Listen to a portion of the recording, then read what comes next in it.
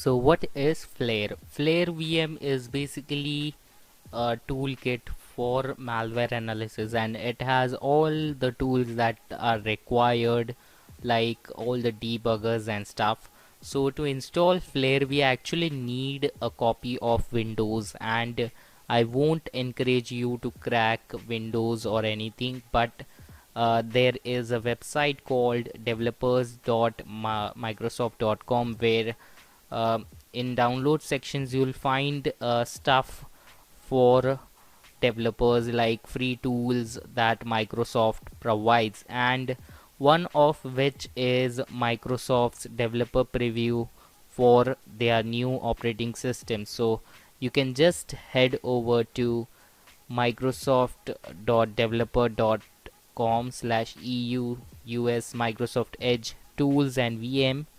Don't worry, I'll be adding the link in the resources and the file that I'm using, because as always people might face problems if they download different file and they might have problems. So we'll just select, you can select the operating system that you want. For now we'll just select Internet Explorer 10 and Windows 7. So this is the thing that we are downloading, the zip file for VirtualBox. So you have to select your platform as well, and now you have to go to VirtualBox, click on import and select the OVF file. So you have to extract the zip file and select the OVF file, click on next, and over here you can click on reinitialize Mac and then click on import. So this might take few minutes, and you will notice that a computer will start inside your main computer and virtualization process will start. So I'll just skip on to the part where the installation is complete. So after the installation is complete, you can see a virtual machine. You have to click on start and it will start your machine. So what is virtualization? As I told you, a computer will be created inside your computer, and as you can see we have a Windows system inside our actual host computer or Windows computer. So this is the benefit of using VirtualBox, and there are other virtualization platforms available. We have VMware and tons of different platforms, but usually I prefer VirtualBox because it is simple and smaller and is free. So this is the operating system, and as you can see we have all the drivers pre-installed, so we have everything set up. So first thing you need to do is install Flare.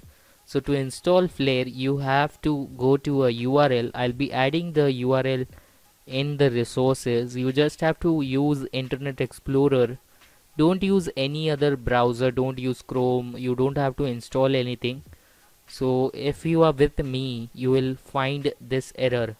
So it is telling us to install TLS SSL packages or protocols. So why is this problem coming? So this problem is basically coming because we have Internet Explorer 10 which supports a latest version of SSL, and this website might be having an older version. So what you have to do is go to internet options, and in security, in settings you have to search for security options, and in over here in security you have to search for TSL and SSL as it is telling us to do. So it's below over here. So as you can see you have to tick all the other options, use TSL, use SSL, and click on OK, apply, and then refresh the page. So I'll be adding the link to this page, and what you have to do is you have to click on this link over here. So I'll be adding both the links. You just have to go to the website, and once you go to the website you will notice that it is trying to launch an application. You have to click on run and it will automatically install Flare VM. So what actually is Flare VM? Flare VM contains tons of different things. You will get a desktop folder called Flare VM, and it will have tons of different tools available. So it's quite a small file, and after installing it will disable your firewall or automatic updates and stuff, and it will basically fix everything that is required. So just be patient, it will automatically install whatever things are required for the course. And don't worry, I'll be teaching everything in detail. For now you just have to be with me till the end of the course. Don't skip any lecture from now on, because all the lectures will be mostly practicals and quite important for malware analysis.